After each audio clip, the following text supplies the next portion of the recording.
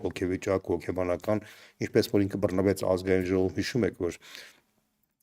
ընդդիմադիր պատգամները, որ խոսեցին կոռուպցիայից եւ ծեծից նոր-նորքի թաղապետարանում, Նիկոլ Փաշինյանը ինքս բռնկվեց եւ սկսեց պատասխան տալ։ Հիմա իմ կարծիքով այդ նույն բանը կատարվեց այստեղ, այսինքն երբ որ տեսա, որ այդ արտահոսքը եղավ իր պապու հետ կապված, ինքը փաստացի փորձում է հիմա պատասխանել Ռուսաստանին, այսինքն այս Արշավի գլխավոր նպատակը դա էր, որտեղ անտրամաբանական էր, որ հենց այս օրերին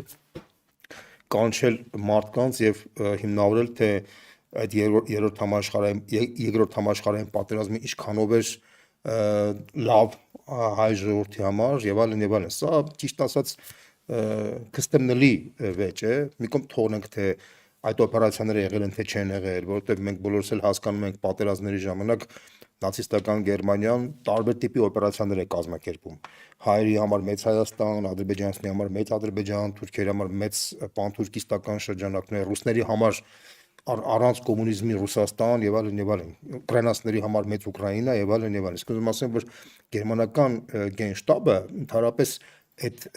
այն ժողովուրդների համար, ում որ ուզում էր օգտագործել իր համար, ամենքի համար մի նոր միֆեր էր սարքում, դա անում էր։ Բոլորն էլ հասկանում են, որ դրանք միֆեր էին, կեղծ միֆեր էին, ըստ էության գերմանական քարոզչական մեքենան Գեբելսի գլխավորությամբ շատ լավ էր աշխատում, ինքը կատարյալ մեքենա էր եւ մեծ հաշվով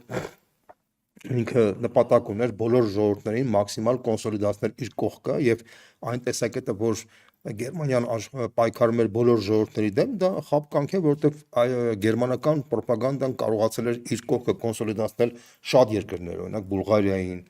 Անտոնեսկոյի գլխավորությամբ Ռումինիային, Խորցի գլխավորությամբ Հունգարիային